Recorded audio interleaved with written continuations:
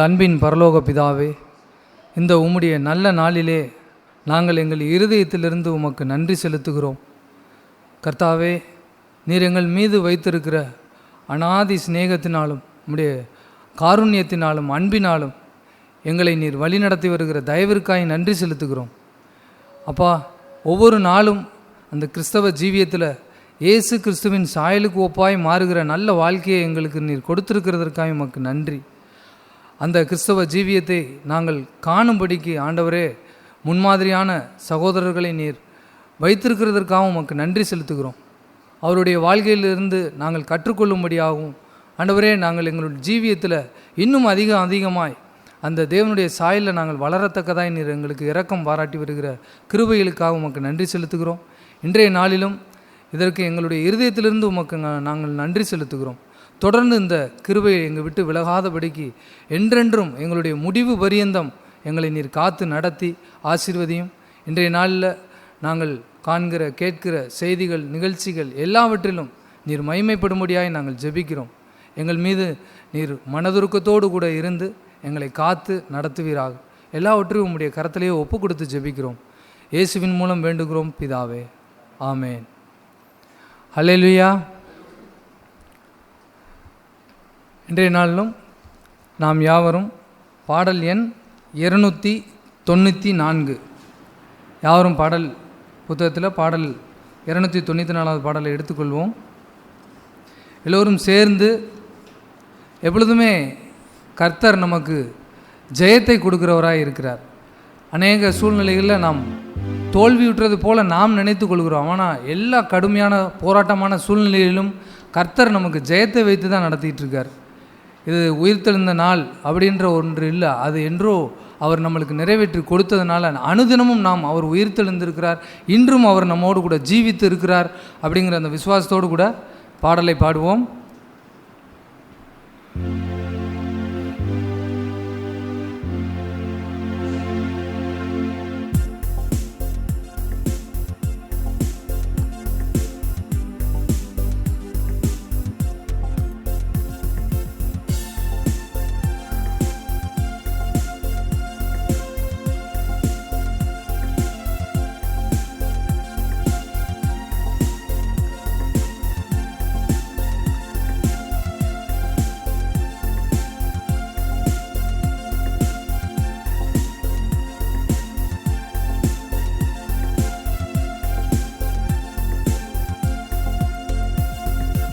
கீதம் கீதம் ஜெய ஜெய கீதம் கைகொட்டி பாடிடுவோம்.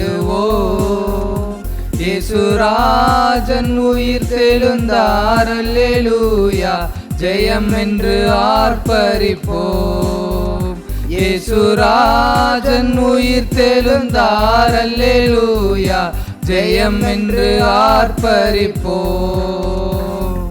பாரதோ கல்லறை மூடின பெருங்கள் புரண்டுருண்டோடுது பார். அங்கு போட்ட முத்திரை காவல் நிற்குமோ தேவபுத்திர சந்நிதி முன். அங்கு போட்ட முத்திரை காவல் நிற்குமோ தேவபுத்திர சந்நிதி முன். கீதம் கீதம் ஜெய ஜெய கீதம் கைகொட்டி பாடிடுவோம். இயேசுராஜன் உயிர் தெழுந்தார், அல்லேலூயா ஜெயம் என்று ஆர்ப்பரிப்போம். இயேசுராஜன் உயிர் தெழுந்தார், அல்லேலூயா ஜெயம் என்று ஆர்ப்பரிப்போம். வேண்டாம் வேண்டாம் அழுதிட வேண்டாம், ஓடி உரைத்திடுங்கள். தாம் கூறின மாமரை வீட்டனர் கல்லறை போங்கள் கலிலேயாவுக்கு. தாம் கூறின மாமரை வீட்டனர் கல்லறை போங்கள் கலிலேயாவுக்கு. கீதம் கீதம் ஜெய ஜெய கீதம் கைகொட்டி பாடிடுவோம். இயேசுராஜன் உயிர் தெழுந்தார், அல்லேலூயா, ஜெயம் என்று ஆர்ப்பரிப்போம். இயேசுராஜன் உயிர் தெழுந்தார், அல்லேலூயா, ஜெயம் என்று ஆர்ப்பரிப்போம். அண்ணா காய்பா ஆசாரியர் சங்கம் அதிரடி கொள்கின்றார். இன்ன பூத கணங்கள் இடி ஒளி கண்டு பயந்து நடுங்குகின்றார். இன்ன பூத கணங்கள் இடி ஒளி கண்டு பயந்து நடுங்குகின்றார்.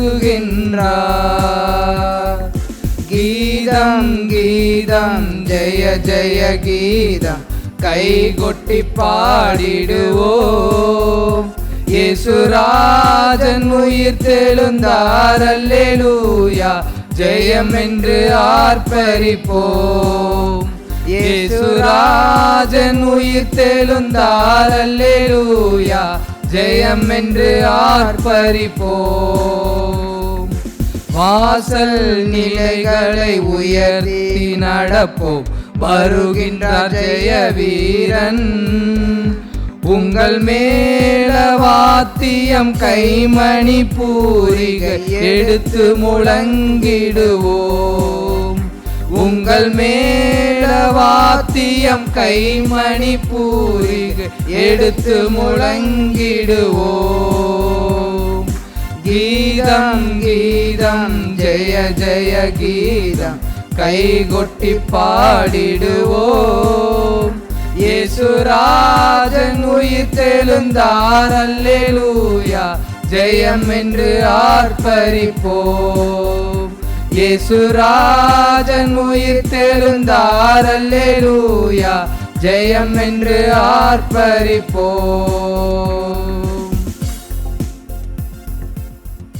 வேண்டாம் வேண்டாம், அழுதிட வேண்டாம், ஓடி உரைத்திடுங்கள். இன்றைக்கும் அநேக வேளைகளில் நல்ல கடவுள் நம்பிக்கை இருக்கிறதா சொல்லிக் கொள்ளுகிற அநேகருடைய இருதயத்தில் அழுகையும் வேதனையும் கவலையும் தான் ஆட்கொண்டிருக்கு. ஆனால் உண்மையிலேயே உயிர்த்தெழுந்த அந்த இயேசு இன்றும் நம்மோடு கூட ஜீவிக்கிறார். நம்முடைய பாடுகள், நம்முடைய துக்கங்கள், நம்முடைய வேதனைகள் எல்லாம் மத்தியிலையும் நம்மளோடு கூட இருந்து நம்மளை ஆற்றி தேற்றி நம்ம எந்த ஒரு இடத்துலையுமே சோர்ந்து போகிறதிலோ அல்லது கவலையோட துக்கத்தோடு இருந்து விடாதபடிக்கு நம்மளை உற்சாகப்படுத்தி நடத்துகிற தேவனாக இருக்கிறார். அவர் உயிர்த்தெழுந்தார். அவர் உயிர்த்தெழுந்து நம்மோடு கூட ஜீவிக்கிறார். எல்லா கடவுள்களும் மரித்து போனதை போல மாலைகளை போட்டு இருந்தாலும் ஆனால் இயேசு இன்று நம்மோடு கூட ஜீவிக்கிறான்றது தான் நம்முடைய பலனே. அவர் நம்மோடு கூட உயிரோடு இருக்கிறார் அப்படிங்கிறது தான் நம்மளுடைய பலன். அந்த இரண்டாவது சரணத்தை நாம் யாவரும் இன்றும் நம்மளுடைய கவலைகள் துக்கங்கள் எல்லாவற்றையும் அவர் சிலுவையில் நம்மளுக்காக உயிர்த்தெழுந்த வல்லமையோடு கூட நம்மளுக்கு கொடுத்துருக்கிறார். அதனால் நாம் அதை சேர்ந்து பாடுவோம். உற்சாகத்தோட சிறுபிள்ளைகள் சேர்ந்து பாடுவோம்.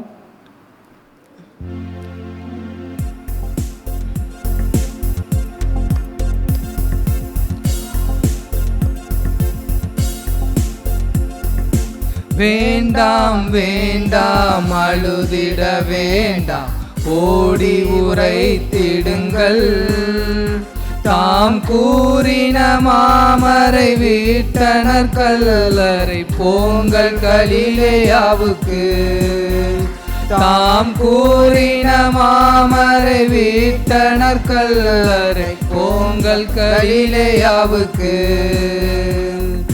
கீதம் கீதம் ஜெய ஜெய கீதம் கைகொட்டி பாடிடுவோம்.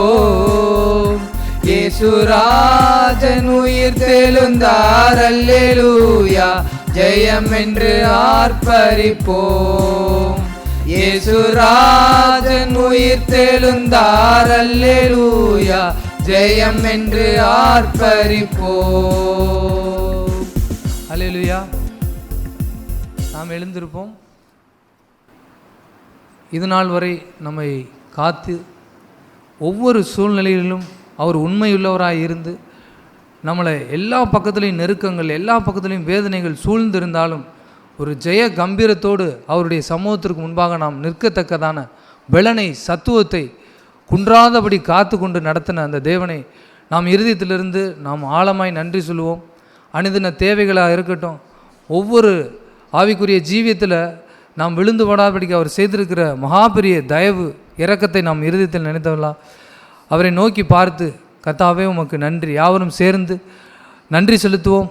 நன்றி ஆண்டவரே, உமக்கு நன்றி. கர்த்தாவே, நீர் செய்திருக்கிற மகத்துவமான காரியங்களுக்காக உமக்கு நன்றி செலுத்துகிறோம்.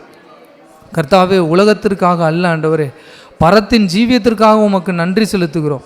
எவ்வளவு இரக்கமாய் இருந்து அந்த இருளான உலகத்திலிருந்து எங்களை வேறு பிரித்து இந்த வெளிச்சத்திற்கு நீர் எங்களை அழைத்து கொண்டு வந்தீரே, உமக்கு நன்றி. அதிகமான வெளிச்சத்தை இன்னும் காண்பித்து இன்னும் உற்சாகம் குன்றாதபடிக்கு இன்னும் நாங்கள் கடந்து வர எங்களை உற்சாகப்படுத்துகிறீரே, உமக்கு நன்றி. கர்த்தாவே, நீர் என்றென்றும் எங்கள் மத்தியில் இருந்து வாசமாய் இருந்து எங்களை ஆசீர்வதிப்பீராக. உமக்கு நன்றி செலுத்துகிறோம். தொடர்ந்து எங்களோடு கூட இருந்து எங்கள் ஒவ்வொருவரையும், இங்கே கூடியிருக்கிற எங்கள் ஒவ்வொருவருடைய குடும்பத்திலையும் ஒவ்வொருவருடைய இருதயங்களையும் நீர் ஆளுகை செய்து நடத்துவீராக. எல்லா துதிகரன மகிமையும் உமக்கே செலுத்துகிறோம். இயேசுவின் மூலம் வேண்டுகிறோம் பிதாவே, ஆமேன், ஆமேன். இப்பொழுது இந்த ஆராதனை நிகழ்ச்சிகளை கர்த்தர் பொறுப்படுத்திக் கொள்வார். சிறு பிள்ளைகளுடைய நிகழ்ச்சி, அதை தொடர்ந்து தேவ செய்தி, இதெல்லாம் நாம் பார்ப்போம்.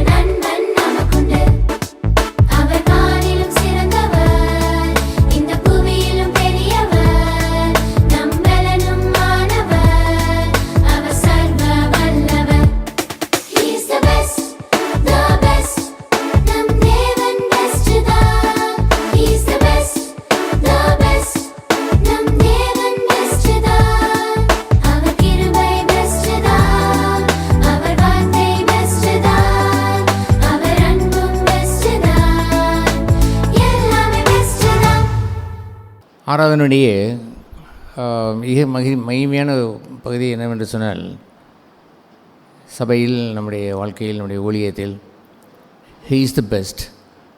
அவர் தான் நமக்கு யாராக இருக்கிறார்? The best. அதுபோன்ற ஒரு பகுதியிலே அதை பிள்ளைகள் பாடினதே போல், அவர் கிருபை பெஸ்ட்டு தான், அவருடைய அன்பு பெஸ்ட்டு தான், அவர் எல்லாமே அவர் நம்முடைய வாழ்க்கையிலே பெஸ்ட்டு தான். நம்மை அணுகுகிறவர்கள் இந்த சபையிலே உள்ள குடும்பம் என்று இருக்கும்போது, அதை அணுகுகின்ற மக்கள், உங்களை அணுகுகின்ற மக்கள் பார்க்கும்பொழுது எவ்ரிதிங் இஸ் பெஸ்ட். அன்பாக இருக்கிறார்கள், தி பெஸ்ட். பரிசுத்தமாக இருக்கிறார்கள், தி பெஸ்ட். உங்களை டேஸ்ட் பண்ணி பார்க்கும் பொழுது இட் சுட் பி லைக் தேன். அப்படித்தான் இருக்க வேண்டும். என்னவா இருக்க வேண்டும்? The best. சொல்லுங்கள். பெஸ்ட் என்று சொல்வது எல்லாவற்றையுமே பெஸ்ட் என்று நாம் சொல்லலாம். தி பெஸ்ட் என்று சொன்னால் அதுதான் பெஸ்ட். அதை தவிர வேறு எது இல்லை, வேறொரு பெஸ்ட்டு இல்லை. புக் என்று சொல்வது, எத்தனையோ புக்ஸ் இருக்கிறது. ஆனால் வேத புத்தகத்திற்கு என்ன லிட்ரேச்சரில் பெயர் என்று உங்களுக்கு தெரியுமா? தி புக் என்று பெயர்.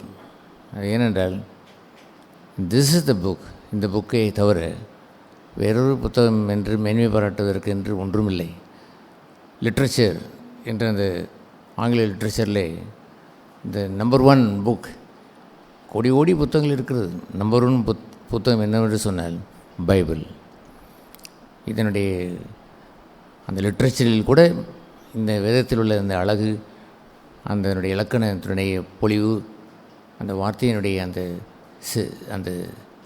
அந்த செழிப்பான அந்த பகுதி வேறு எந்த புத்தகத்திலையும் காண இயலாது என்பதை இந்த உலகம் அதை கண்காணித்து அதை அலசி ஆராய்ந்து இந்த புத்தகத்திற்கு என்ன பேர் வைத்தார்கள்? தி புக். சொல்லுங்கள். ஆகவே பெஸ்ட் என்று நிறைய காரில் இருக்கக்கூடும். ஆகவே வாழ்க்கையிலே நாம் எத்தனையோ பெஸ்ட் என்று இருக்கிறதை விட தி பெஸ்ட் என்று வாழ்வது மிக மேன்மை. ஆகவே தேவனுடைய சபை என்று வரும்பொழுது வாட் இஸ் தி பெஸ்ட் என்ற காட் இஸ் த. தேவன் அங்கே இருக்கிறார் என்பதுதான், அவருடைய செயல் அங்கே நடைபெறுகிறது என்பதுதான். அங்குள்ள மக்கள் அனைவருமே அவர் தே லாங் ஃபார் தி பெஸ்ட். அன்பிலே தி பெஸ்ட்டாக வாழ விரும்புகிறார்கள். பரிசுத்தத்திலே ஏனோ தானே என்று வாழ்கின்ற குறைச்சலோடு வாழாமல் தே விஷ் தி பெஸ்ட். எப்பொழுதுமே தி பெஸ்ட்டை விரும்புகிறவர்கள். தேவனுடைய கிரியைகள் என்று அங்கே காணும் பொழுது அந்த கிரியைகள் தி பெஸ்ட். அவர்கள் ஐக்கியத்திலே தி பெஸ்ட். எல்லாவற்றிலையுமே அந்த பிள்ளைகள் பாடின அந்த பாடலை போல் எல்லாமே பெஸ்ட்டு தான். என்ன best? Everything is the best. Hallelujah. அதுபோன்ற பாக்கியம் யாருக்கு கிடைக்கும் என்று சொன்னால், அவரிடத்தில் அன்பு உரியவர்களுக்கு கிடைக்கும் என்று ரோமர் 8ஆம் அதிகாரம் அந்த 28ஆம் வசனத்திலே வாசிக்கிறோம். ரோமர் 8:20 என்ன வாசிக்கிறோம்? அவரிடத்திலே அவருடைய தீர்மானத்தின்படி நாம் அழைக்கப்பட்டோம். That's right. ஆனால் அவருடைய அன்பு உரியவர்களுக்கு சகலமும் எப்படி நடக்கிறது? எஸ். ஒரு டிரான்ஸ்லேஷனில் என்ன இருக்கு என்று சொன்னால், all things work together for the best. சகலமும் அப்படி ஒரு நன்மைக்கு எதுவாய் தி பெஸ்ட்டாய் அவருடைய வாழ்க்கையிலே நடக்கிறது. Is this possible? இது சரியாக இருக்கக்கூடுமா? இப்படி நடக்க முடியுமா? Yes, it is possible. நிச்சயமாக அது நடக்க முடியும் என்பதை நிரூபிப்பது தான் சபையினுடைய தலையாய பொறுப்பு, கடமை. இது போன்ற சபையிலே வருகின்ற நீங்கள் யாவருமே விதமாய் எங்கள் வாழ்க்கையிலே தேவன் வல்லமையான கிரியை செய்கிறார். என்ன கிரியை என்று சொன்னால், இதுவரை கிரியை செய்தார், செய்து கொண்டு இருக்கிறார், இனியும் செய்வார். ஆகவே செய்து முடித்த கிரியைகளை பாருங்கள். அவர் அந்த முதலாம் நாளிலே எல்லாவற்றையும் செய்து முடித்த பொழுது he found it the best. இரண்டாம் நாளிலே the best. Is going to the third day, மூன்றாம் நாள் போக போகிறார், தி பெஸ்ட். இனி அடுத்து 4ஆம் நாள் வரப்போகிறது, ஃப்யூச்சரில் வரப்போகிறது, 5 வரப்போகிறது, தி பெஸ்ட். சகலமும் நேர்த்தியாய் செய்து முடிக்கின்ற ஒரு பகுதி ஒன்றே சகோதர சகோதரிகளே. அது போன்ற ஒரு ஒரு வாழ்க்கையை யாருக்கு தெரியாதா என்று எண்ணுகிறீர்கள்? 100%, 100%, those who love him, அவரை நேசிப்பவர்கள். பணத்தின் நேசம் அல்ல, உலக மனுஷனுடைய நேசம் அல்ல. எந்த மனுஷனும் கூட அந்த முதல் நேசத்திற்கு உரியவர்கள் அல்ல. அது எந்த நேசம் என்று சொன்னால் த லவ் ஆஃப் காட், தெய்வ நேசம். வேறு எதையும் நேசித்து நாம் ஒன்றும் நாம் செய்வதில்லை. யாரையும் கவர்ச்சித்து நாம் செய்ய விரும்புவதில்லை. நான் சொல்கிறேன் கேளுங்கள். நான் ரட்சிக்கப்பட்டு இன்று வரை 40 வருடங்கள் ஆகிறது. என்னுடைய வாழ்க்கையினுடைய பங்கை அப்படித்தான் நான் பார்க்கிறேன். 1968 வருடம் நான் ரட்சிக்கப்பட்டு பின்பு நடந்த செயல் என்னவென்று சொன்னால் 1981 ஆண்டு த லார்ட் கால்ட் மீ, கர்த்தர் என்னை தன்னுடைய ஊழியத்திற்கு அழைத்தார். I was born 1951, 1951. And then அவருடைய அழைப்பின்படி நான் தாயின் வயிற்றிலே இருக்கும் பொழுதே பெயர் சொல்லி அழைத்த அந்த கர்த்தர் 1981, 81 பெயர் சொல்லி அழைத்தார். Today it is 1921. I love that. அந்த க்ரோனாலஜி நான் நேசித்தேன். 1951 பார்ன், 51 ஆண்டு நான் கர்த்தர் பெயர் சொல்லி நான் தாயின் கர்ப்பத்தில் இருக்கும் பொழுது என்னை அழைத்தார். And 1981 he has called me, ஊழியத்திற்கு அழைத்தார். இந்த டோட்டல் கம்ப்ளீட் இயர்ஸ், இந்த வருடங்கள் முடிவு என்று வருகின்ற அந்த பகுதியில் 1921, 21 என்று வரும்பொழுது 51, 81 and 21 is amazing year for me. அப்படிப்பட்ட ஒரு க்ரோனாலஜியை அவர் பிரித்து வைத்து எனக்கு அவர் காண்பித்தார். ஹல்லேலூயா. ஆகவே ஒரு 70 வயது என்று சொல்லும் பொழுது இதை யார் கொண்டாட வேண்டும் என்று நான் ஒரு நாளும் எண்ணியதில்லை. யார் எனக்கு விஷஸ் அனுப்ப வேண்டும் என்று நான் எதிர்பார்த்து காத்து கொண்டிருந்ததும் இல்லை. I celebrate God. நான் தேவனை நான் கொண்டாடினேன். ஐ செலிப்ரேட் காட். இந்த நேரத்திலேயும் அந்த 70 ஆண்டு நிறைவே தந்த பொழுது மை ஹார்ட் இஸ் ஃபுல், என் இருதயம் நிறைந்து ஐ செலிப்ரேட் காட். தேவனை நான் கொண்டாடுகிறேன். 70 years என்று கூறும்பொழுது வேதம் கூறுவது என்னவென்று சொன்னால் மனுஷனுடைய ஆயுசு நாட்கள் 70 வருடம். And then there is a continuation. அதில் தொடர்ச்சி இருக்கிறது. ஆனால் அந்த கண்டினியூஷன் எப்படி ஸ்டார்ட் பண்ணுகிறேன் என்று சொன்னால் பலத்தின் மீதியினால் 80 வருடம். அது என்ன பலன் என்று நீங்கள் எண்ணுகிறீர்கள்? அது ஒன்றும் பலன் என்று சொல்வது நான் ஒரு ஜிம் போய் பெரிய ஒரு பூஸ்டீர் காண்பித்து வருகின்ற அந்த பலன் அல்ல. பலன் என்று சொல்வது நான் நிறைய பங்களா வீடு கட்டியிருக்கிறேன் என்பது பலன் அல்ல. என்னுடைய சேவிங்ஸ் அக்கௌண்ட்டில் நிறைய இருக்கிறது, ஃபிக்ஸட் டெபாசிட் வைத்திருக்கிறேன் என்பது பலன் அல்ல. என்னுடைய ஆஸ்திகள், என் அந்தஸ்துகள் நிறைய வைத்திருக்கிறேன் என்பது பலன் அல்ல. புகழ் உண்டாயிருக்கிறது என்பது நத்திங், ஒன்றும் பலன் அல்ல. அந்த வசனத்தின்படி பலன் என்று சொல்வது என்னவென்றால் அவன் பிறந்த நாள் முதல் அந்த 70 ஆண்டுகள் வரை கர்த்தர் காண்பிக்கிற ஒரு ரகசியமான ஒரு பலன் ஒன்று உண்டு. அதுதான் பிள்ளைகளும் அறிந்திருக்க வேண்டும். பிள்ளைகளை நீங்கள் அறிந்திருந்திருக்க வேண்டும். ஹல்லேலூயா. எபேசியர் 6ஆம் அதிகாரம், எபேசியர் 6ஆம் அதிகாரம் 1வது வசனத்திலே நாம் வாசிக்கிறோம். பிள்ளைகளே, உங்கள் பெற்றோருக்கு கர்த்தருக்குள் கீழ்ப்படிங்கள், இது நியாயம். பிள்ளைகளே, வெறுமனே கீழ்ப்படிங்கள், உங்கள் பெற்றோருக்கு கீழ்ப்படிங்கள் என்று சொல்வது அநியாயம். எது நியாயம் என்று சொன்னால், பிள்ளைகளே உங்கள் பெற்றோருக்கு கர்த்தருக்குள், கிதியோன் உங்கள் பெற்றோருக்கு கர்த்தருக்குள் கீழ்ப்படிங்கள், இதுதான் நியாயம். நீங்கள் எதற்கு சும்மா கீழ்ப்படி என்று சொல்வதில்லை. கர்த்தருக்குள் கீழ்ப்படிதான் நியாயம். மற்றபடி கர்த்தருக்குள் என்று இல்லை என்றால், கீழ்ப்படிதல் என்று சொல்லிக்கொண்டால் அது அநியாயம். ஆகவே கீழ்ப்படிதல் என்ற ஒரு பகுதியை கர்த்தருக்குள் என்ற ஒரு இடம் அந்த ஒரு பகுதியை வைத்து கூறுகிறதே, அதை பெற்றோர்கள் கற்றுக் கொடுத்திருக்க வேண்டும். அப்பா பொய் சொல்கிறார்கள் என்று சொன்னால், சொல்லாதே, அப்பாட்ட போய் அப்பா பொய் சொல்ல மாட்டேன்ப்பா, நீ ஊருக்கு போயிட்டேன்னு எப்படிப்பா பொய் சொல்ல முடியும், உன்னை அடித்த விட பரவாயில்லை, பொய் சொல்லாத என்று அம்மா சொல்லிக் கொடுக்குறாள் என்று சொன்னால், அந்த அம்மா என்ன சொல்லிக் கொடுக்குறாள்? பிள்ளையே, என் மகனே, யாருக்குள் கீழ்ப்படி? கர்த்தருக்குள் கீழ்ப்படி. அப்பா என்பதற்காக நீ கீழ்ப்படிந்து விட்டால் அநியாயமாய் போய்விடும். இதுதான் நியாயம் என்று அந்த பிள்ளைகளுக்கு கீழ்ப்படிதலை ப்ரொசீஸாய் இந்த லார்ட் கர்த்தருக்குள் என்ற பகுதியை காண்பித்திருக்க வேண்டும். கண்மூடித்தனமாய்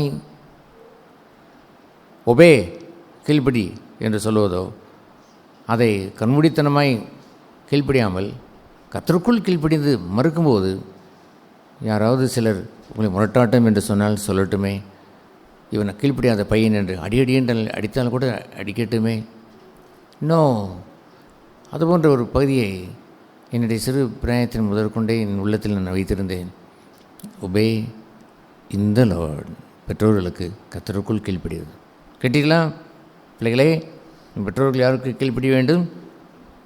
ஒரு காட்லி ஃபாதர், காட்லி மதர் என்று இருந்தால், யுவர் பிளஸட் சில்ட்ரன், ஆசிரியக்கப்பட்ட பிள்ளைகள்.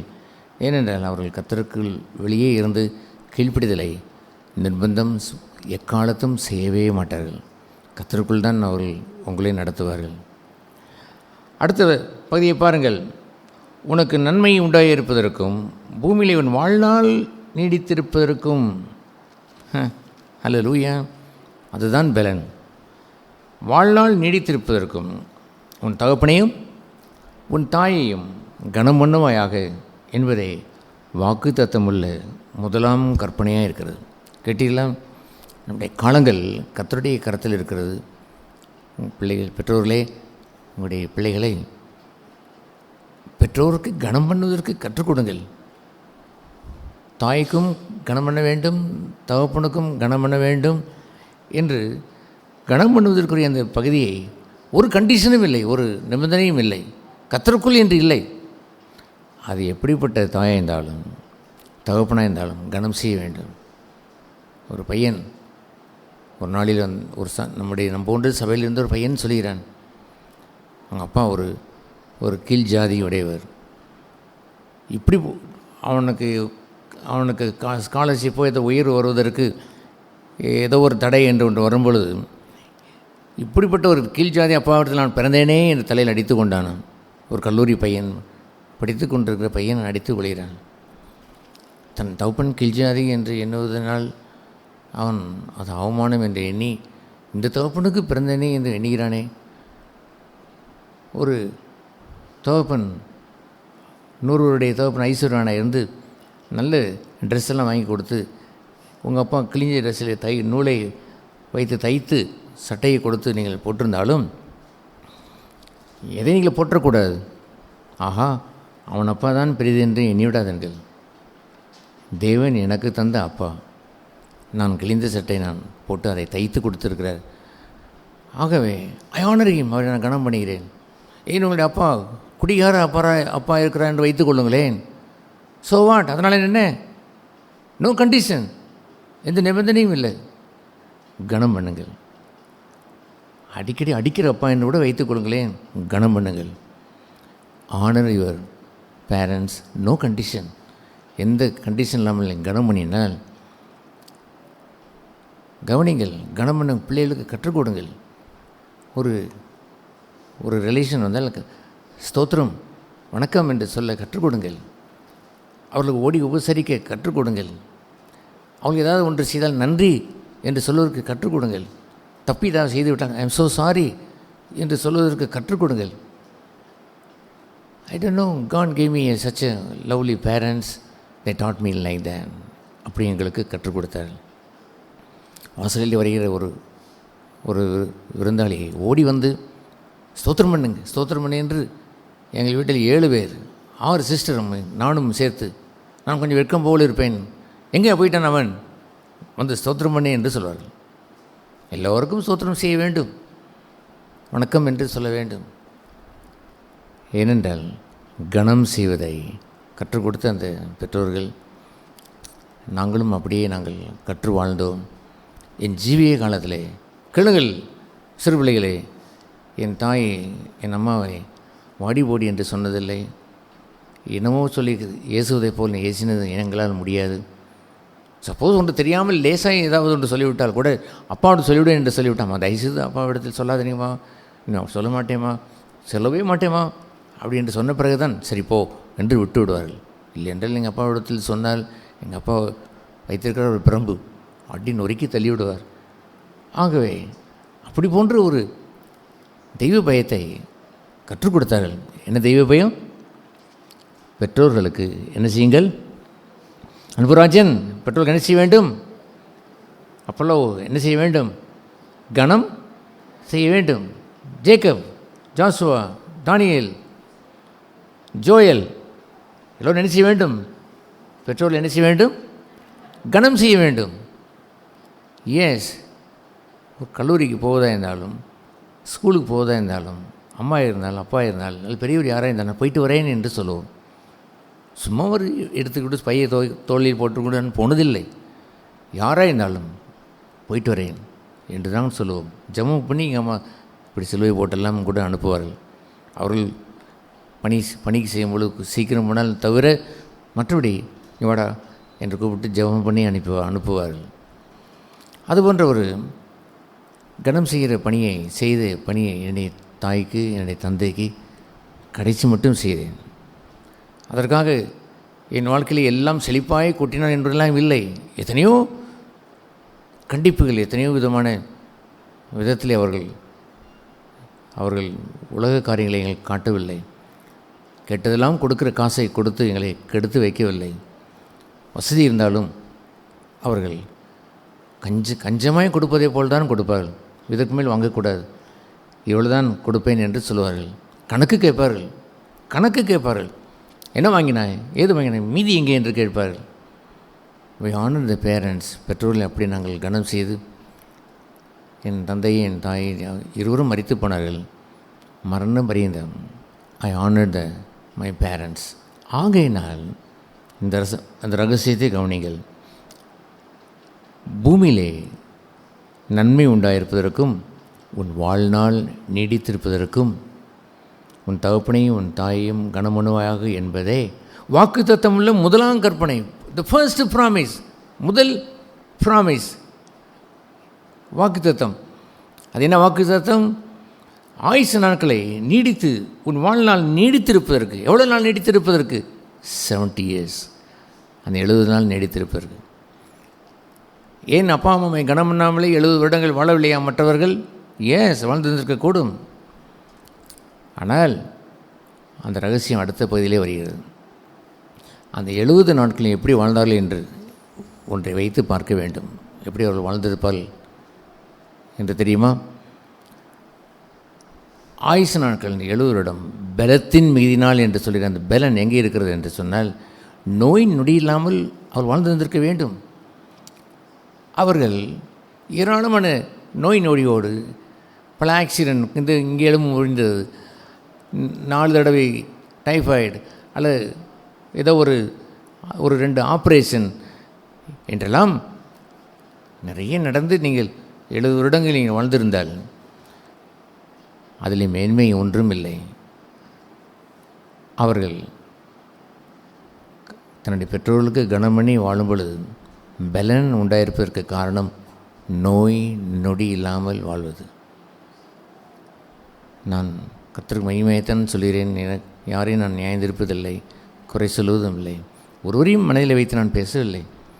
நான் மனப்பூர்வமாய் அறிந்து வாழ்ந்து இந்த வாக்குத்தத்தம் நிறைவேறின சத்தியத்தை சொல்கிறேன், கேளுங்கள். இந்த சத்தியத்தின்படி என்னை நான் அறிந்தபடி சிறு பிள்ளைகளை நான் பெற்றோர்கள் இன்ஜெக்ஷன் போட்டிருந்திருக்கக்கூடும். ஆனால் என்னுடைய 40 வருட இந்த ஊழியத்தின் அனுபவத்தில் ஒரு முறை கூட நான் இன்ஜெக்ஷன் போட்டதே இல்லை.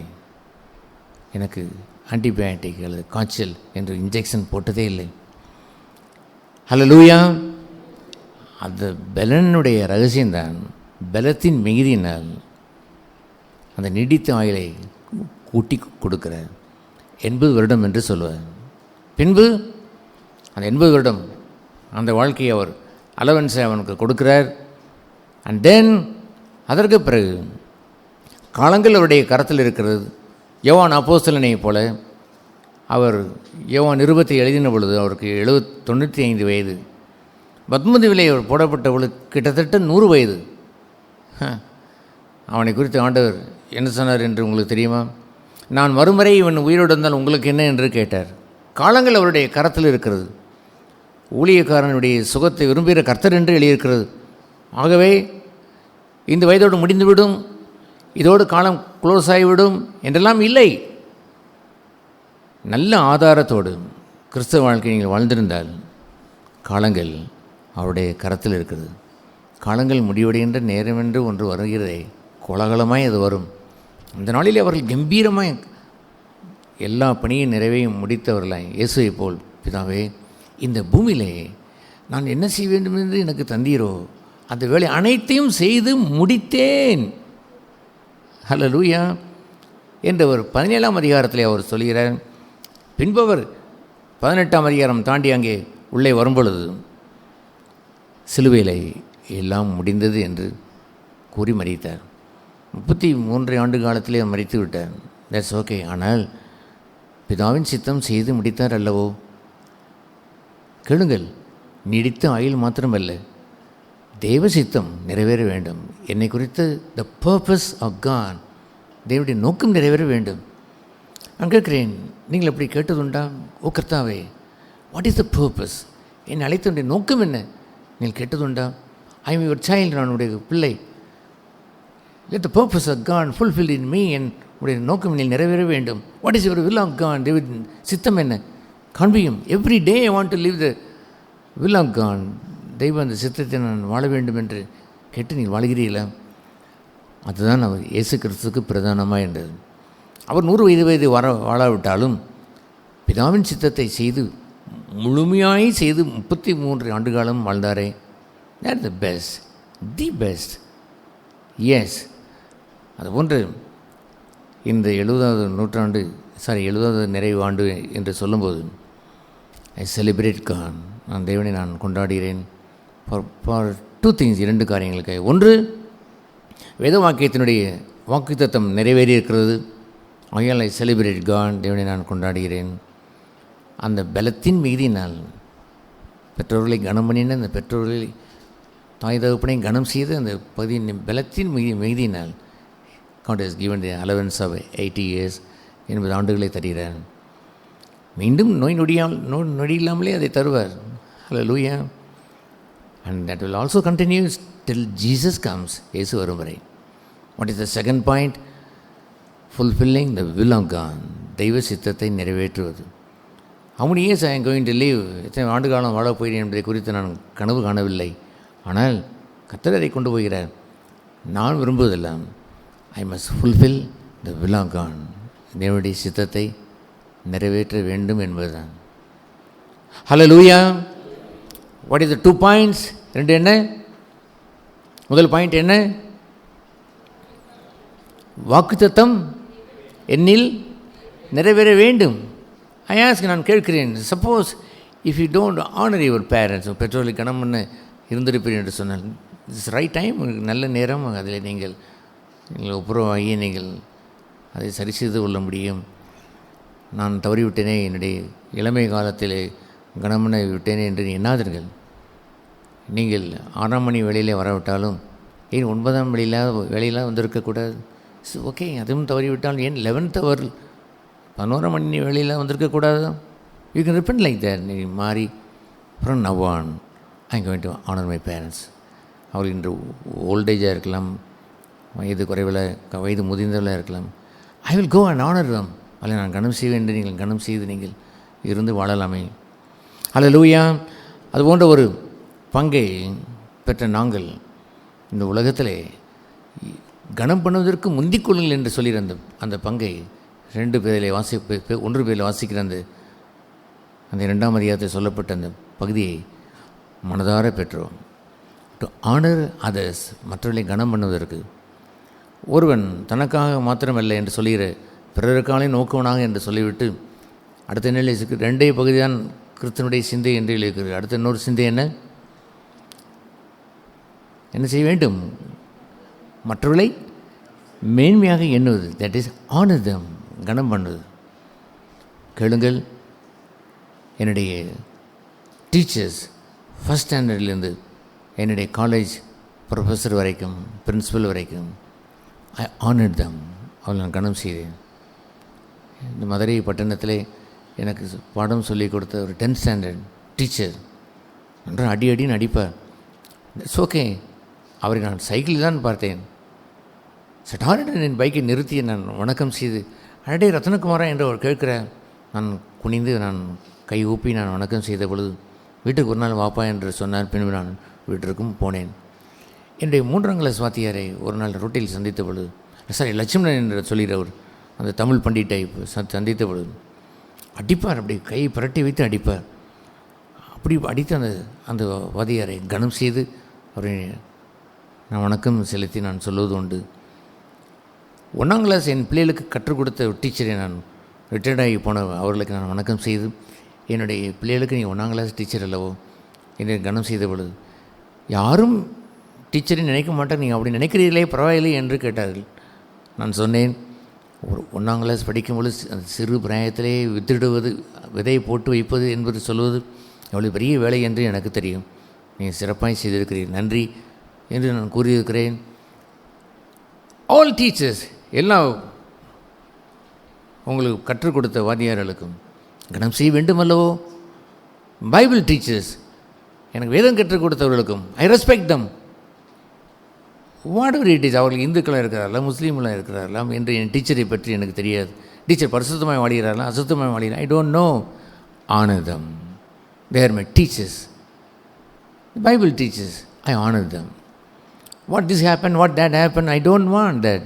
எனக்கு அது கேள்வி இல்லை. I honour them because they are my Bible teachers. Hallelujah. சொல்கிறேன் கேளுங்கள் சகோதர சகோதரிகளை. அதுபோன்ற ஒரு கனமுள்ள ஒரு வாழ்க்கை சபையிலே வாழுங்கள். அப்படி ஒரு கனம் செலுத்தி வாழ்ந்து பழகுங்கள். இல்லை என்றால் ஊட்டின கையை கடிக்கிறவள் என்று எழுதியிருக்கிறது. அப்படி போகிற ஒரு துரோகத்திற்கு போய்விடக்கூடும். இந்த அற்புதமான இந்த வாசகத்தினுடைய பலனெல்லாம் அற்று போய்விட முடியும். தேர் இஸ் எ பாசிபிலிட்டி தேர். நீ அமர்ந்திருக்கிற நீங்கள் யாவரும் இது போன்ற அற்புதமான மனுஷருடைய ஆயுச நாட்கள் 70 வருடம் பலத்தின் மிகுதினால் என்ற பகுதியை உங்களை இல்லாமல் போய்விடாதபடி பார்த்துக்கொள்ளுங்கள். உங்களின் நீடிய சுகத்தோடு பார்ப்பதற்கு காத்துக்கொள்வதற்கு கர்த்தர் உண்மையுள்ளவர். வாக்கு பொய்த்து போனதே இல்லை. 100க்கு 100 உண்மை என்பதற்கு I say today is my testimony. என்னுடைய 70 வருடம் நிறைவு என்று சொல்வது என்னுடைய மனப்பூர்வமான சாட்சி. ஹல்லேலூயா. இந்த நாளிலே என்னுடைய மார்ச் 30ஆம் தேதி என்னுடைய பர்த்டே. அதை இடையிலே செவ்வாய்க்கிழமை வந்தது. இன்றைக்கு நாம் அதை ஒரு ஃபங்க்ஷனை வைப்பதற்கு நாம் முயற்சி எடுத்து செய்திருக்கிறோம். That's okay. ஐ செலிப்ரேட், நான் அதை செலிப்ரேட் பண்ணுகிறேன். ஆனால் என்னுடைய 29ஆம் தேதி இரவு ஐ ஹேவ் எ கொஸ்டின், ஒரு கேள்வி இருந்தது. ஆண்டவர் எப்பொழுதுமே எனக்கு ஒரு நல்ல வார்த்தையை கொடுத்து என்னை உற்சாகப்படுத்துவேன். நான் உண்மையை துதிக்கிறேன், ஸ்தோத்தரிக்கிறேன், நான் உண்மை ஆராதிக்கிறேன். That's right.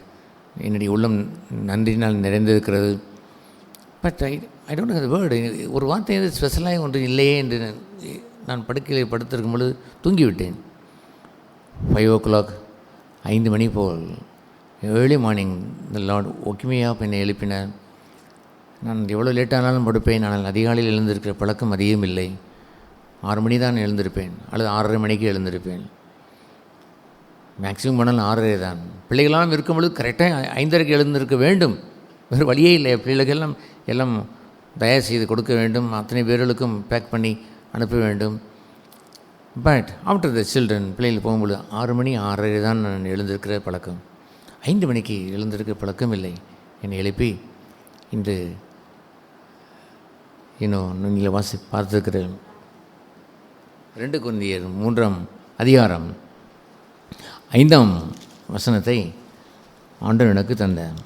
நான் படுக்கையில் இருந்து கொண்டே வேகமாய் அந்த வசனத்தை, ஏற்கனவே வாசித்த வசனங்கள் தான், அந்த வசனத்தை நான் வாசித்த பொழுது ஸோ ஹாப்பி, மிகுந்த நான் மகிழ்ச்சி அடைந்தேன். அந்த 3ஆம் அதிகாரம் 5ஆம் வசனம், எங்களால் ஏதாயிலும் ஆகும் என்பதைப் போல ஒன்றை யோசிக்கிறதற்கு நாங்கள் எங்களாலே தகுதியானவர்கள் அல்ல. எங்களுடைய தகுதி தேவனால் உண்டாயிருக்கிறது என்று அவர் எனக்கு வார்த்தையை கொடுத்தாரோ இல்லையோ, அப்படி ஒரு சந்தோஷம். Hallelujah. It is approval of God. தேவன் அதை அங்கீகரித்து என் ஜீவியத்தையும் ஊழியத்திலையும் கூட இருந்து அங்கீகரித்த இந்த பகுதியை எப்படி அவர் காண்பித்தார். நான் உடனே கீழே இறங்கி வந்து என்னுடைய செல்லை ஆங்கிலத்தில் பார்த்தேன். கீழே இறங்கி என்னுடைய ஹாலுக்கு சென்று பைபிளை திறந்து அதை மீண்டும் நான் படிக்கும் பொழுது அது ஆங்கிலத்தில் என்ன எழுதியிருந்தது என்று சொன்னார். அவர் சஃபிஷியன்சி இஸ் ஆஃப் காட். திராணி என்னுடைய போதுமானது என்று இருப்பதெல்லாம் ஒன்லி காட், தேவன் தான். எங்களாலே இந்த சாட்சி எனக்கு 100க்கு 100 மனதிற்கு உண்மையுள்ளது. தேவன் எனக்கு காண்பித்தது உண்மையுள்ளது, அது ஜீவனுடையது. அது என்னவென்றால், என்னாலே ஏதாயிலும் ஆகும் என்று யோசிப்பதற்கு தகுதி என்று தமிழில் இருக்கிறது. ஆங்கிலத்தின்படி சொல்ல வேண்டும் என்றால், திராணி எனக்கு இல்லை, திராணியற்றவன். ஆகிலும் என்னுடைய திராணி தேவனால் உண்டாயிருக்கிறது என்று சொன்ன அந்த பகுதியானது காலமெல்லாம் இதே பிரின்சிபல், இதே என்னுடைய மூலதனமாய் கொண்டு வாழ்ந்த எனக்கு பெரிய கொண்டாட்டமாய் அன்று இருந்தது.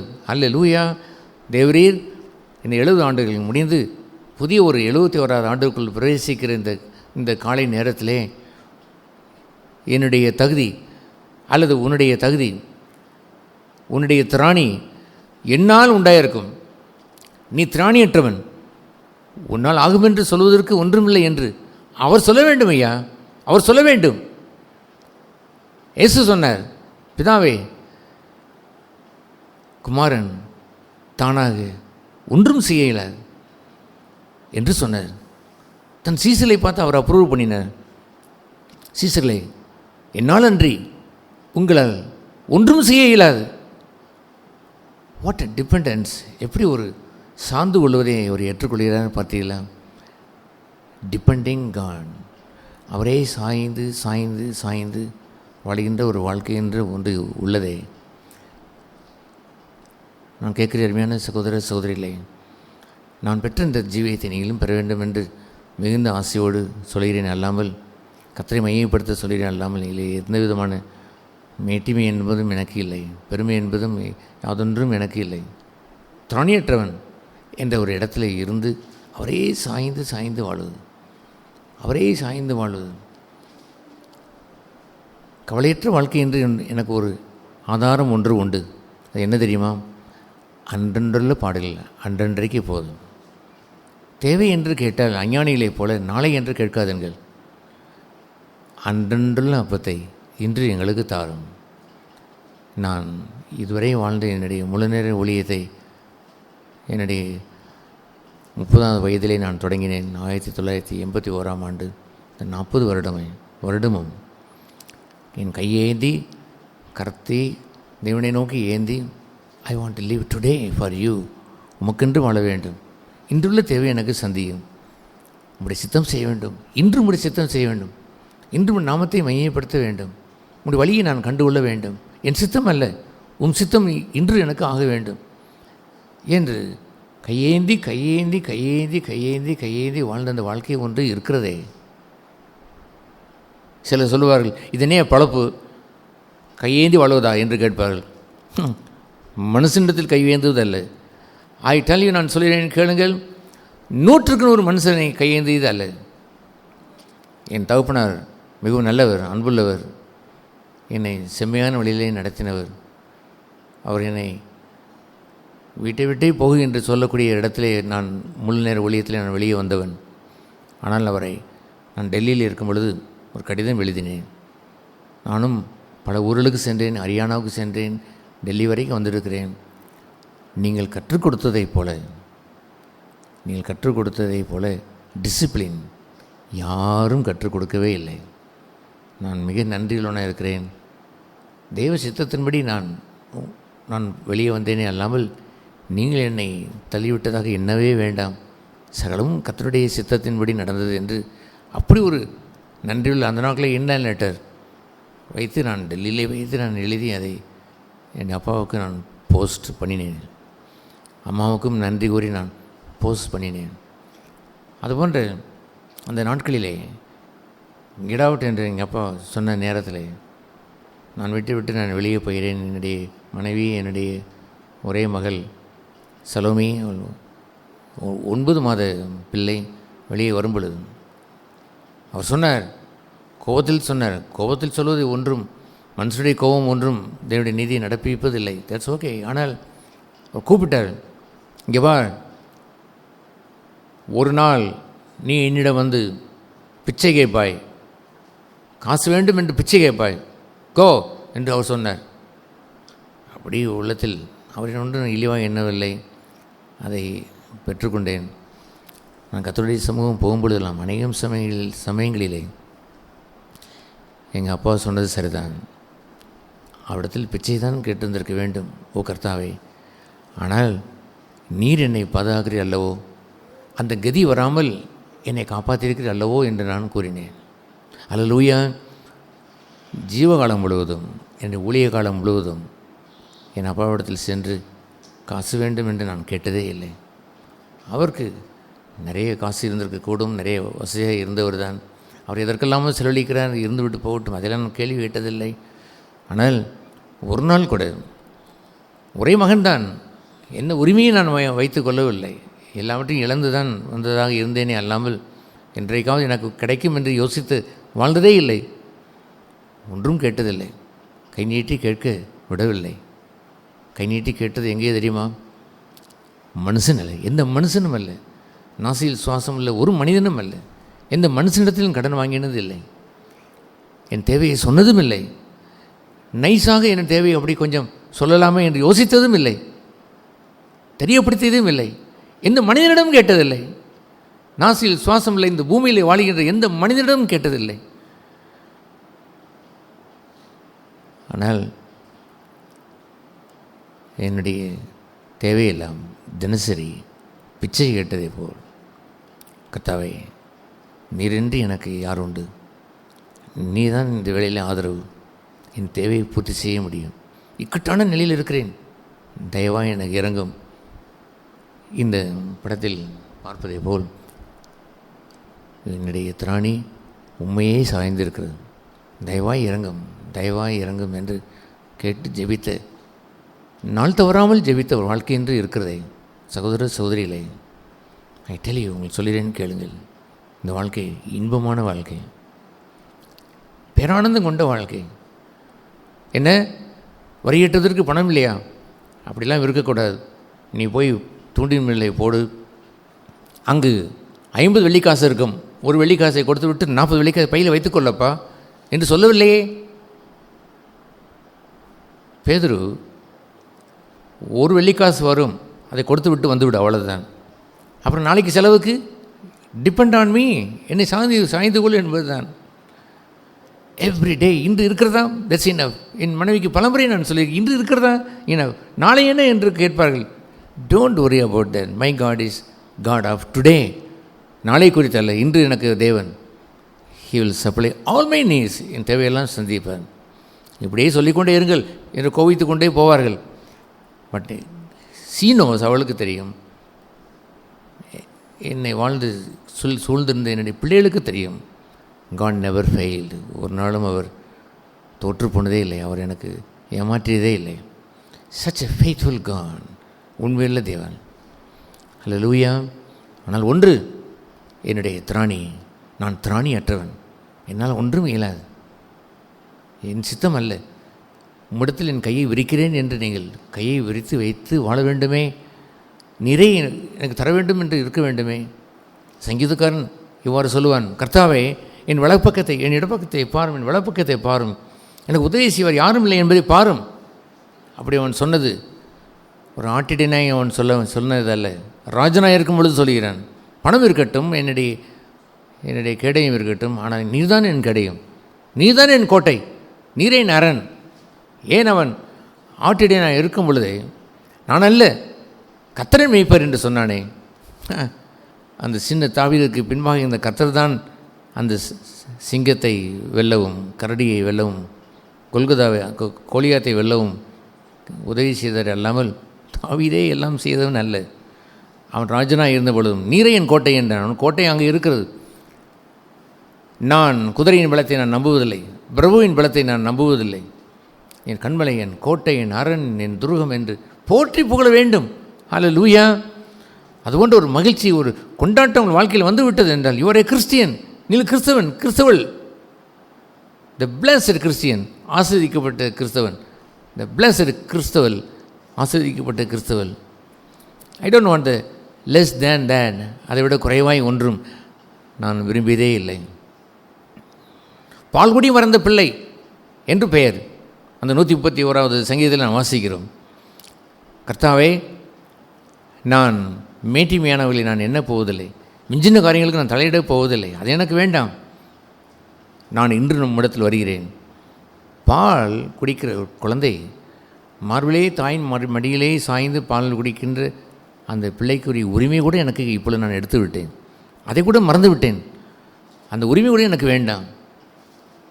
பால்குடி மறந்த பிள்ளையை போல் நான் என் ஆத்துமாவை அமர செய்து விட்டேன். உடனே கர்த்தர் 3 வசனம்தான், 3ஆம் வசனத்தில் கம்பீரமாய் அவர் உரைத்தார், இன்று முதல் இஸ்ரவேல் கர்த்தரையே நம்பியிருப்பானாக. எது முதல்?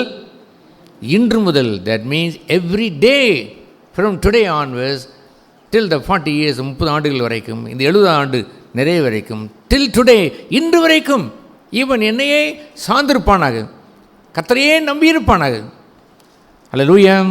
வசனத்தை படித்திருக்கிறீர்களா? அற்புதமான ஒரு வசனம். உங்களுக்கு சொந்தமாய் அது மாறி இருந்திருக்க வேண்டும், மாற வேண்டும். 131வது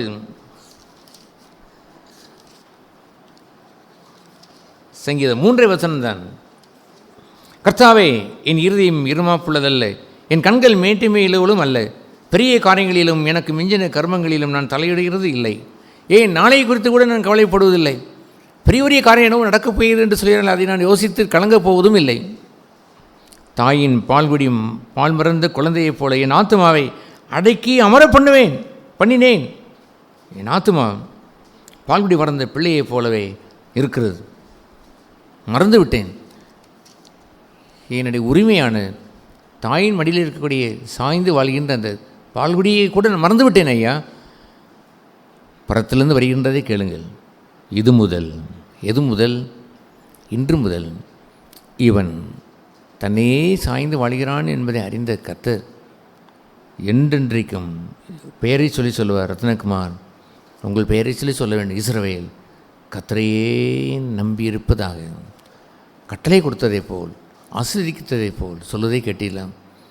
கர்த்தரையே நம்பியிருப்பானாக. அவரையே நம்பி வாழ்கின்ற அந்த வாழ்க்கை தான் ஜீவியம், குடும்ப வாழ்க்கை, சபை வாழ்க்கை. நாளைக்கு என்ன?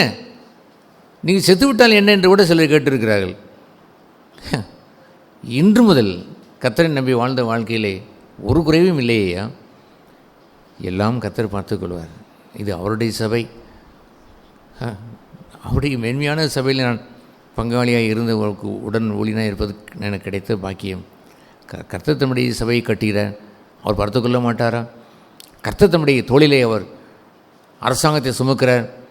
ஆளுகை செய்யும் அரசாங்கம் அவருடைய தோளில் இருக்கிறது. என் குடும்பத்தை தாங்கினவர், என்னுடைய ஊழிய பாதையை தாங்கினவர், எவ்ரிதிங், எல்லாவற்றையும் தாங்கினவர், சகல பகுதியும் தாங்கினவர். அவருடைய சபை, அவர் கட்டுகின்ற சபை அவர் தாங்க மாட்டாரா? அல்லேலூயா. பெருங்காற்றும் பெரும் புயலும் வீசினாலும் கண்முடியிலே கட்டப்பட்ட வீடு அழியவில்லை, நிலைத்து நிற்கிறது. அழிந்து போவது என்னவென்று சொன்னால், பெருங்காற்று வீசி பெருவெள்ளம் வீசிய பொழுது, அலை மோதி வந்த பொழுது அந்த வீடு அழிந்து ஒன்றும் இல்லாமல் போய்விட்டது.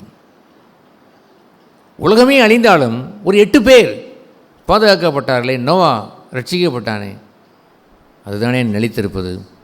நிலைத்திருப்பதனுடைய பொருள் என்னவென்றால், எத்தனை பேர் வைத்து இருக்கிறோம் என்பது இல்லை, அழியாது பாதுகாத்து கொண்டது. அல்லேலூயா. அழியாதவர் பாதுகாத்து கொள்கிறார். லோத்தை எடுத்துக்கொள்ளுங்கள். ஒரு நகரத்திலேயே அந்த லோத்து ஒருவன் தான் இருந்தான். பக்தியில் உன்னை ரட்சிக்க கர்த்தர் அறிந்திருக்கிறார்.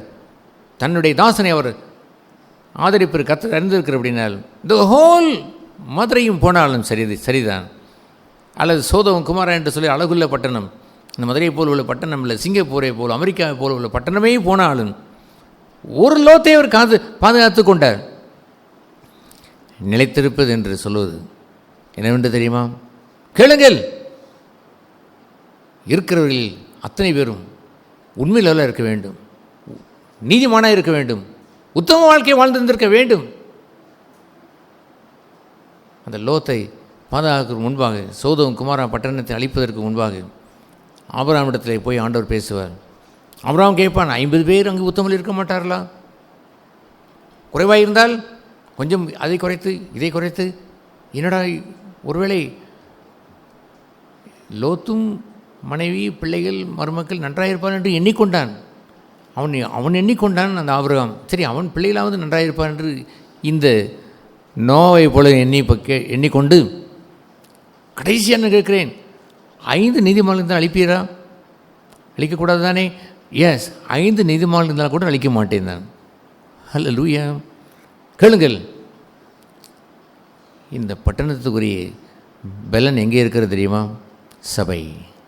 சபையிலே 5 நீதிமான்கள் இருந்தாலும் நீதிமான்களுடைய ஜெபத்தை கேட்கிற கர்த்தர் பெரிய காரியங்களை செய்வார். சூரியனை நிறுத்தினால் நின்று போய்விடும். ஆட்கொண்டிருக்கிற ஒரு கொள்ளை நோய் கிட்ட நெருங்கக்கூடாது என்று ஜெபித்தால் கண்டிப்பாக நின்றுவிடும். நான் கேட்கிறேன், உங்களுடைய உத்தரவாதம் பெரிது. இருக்கிற ஒவ்வொருவருக்கும் உள்ள உத்தரவாதம் ஒன்று உண்டு. நான் அந்த 5 நீதிமான்களில் ஒருவனாக இருக்க வேண்டும். இயேசு அதையும் குறைத்து விட்டார். ஆபிரகாம் குறைப்பதற்கு சக்தி இல்லை. ஆண்டவர் சொன்னாய், என் நாமத்திலே, என் நாம மகிமைக்காக 2 அல்லது 3 பேர், ஏன் அந்த 2-3 பேரை நீ எதிர்க்கக்கூடாது? இருந்தாலும் அவன் நடுவிலே நான் இருப்பேன். சர்வ வல்லவர் நடுவிலே வந்து உயிர்த்தெழுந்த கர்த்தர் வல்லமையோடு நின்றிருப்பார் என்று சொன்னால் மகத்துவம் இல்லையா? அதுபோல் உள்ள பலன் வேறு எது வேண்டும்? அல்லேலூயா. எங்களால் ஆகும் என்று யாதொரு திராணியும் எங்களுக்கு இல்லை. கர்த்தாவே, எங்கள் திராணி தேவனால் உண்டாகிறது. சேர்த்து சொல்ல வேண்டும். அப்படி சேர்த்து சொல்லுங்கள். எல்லோரும் சொல்லுங்கள். நாங்கள் திராணியற்றவர்கள். சேர்த்து சொல்லுங்கள்.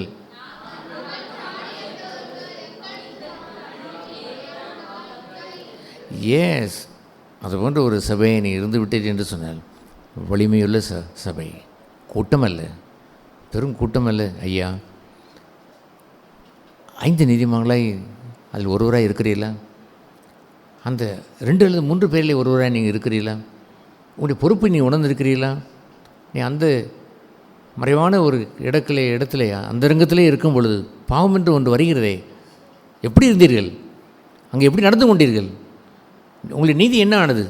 தெய்வ நீதி என்ன ஆனது?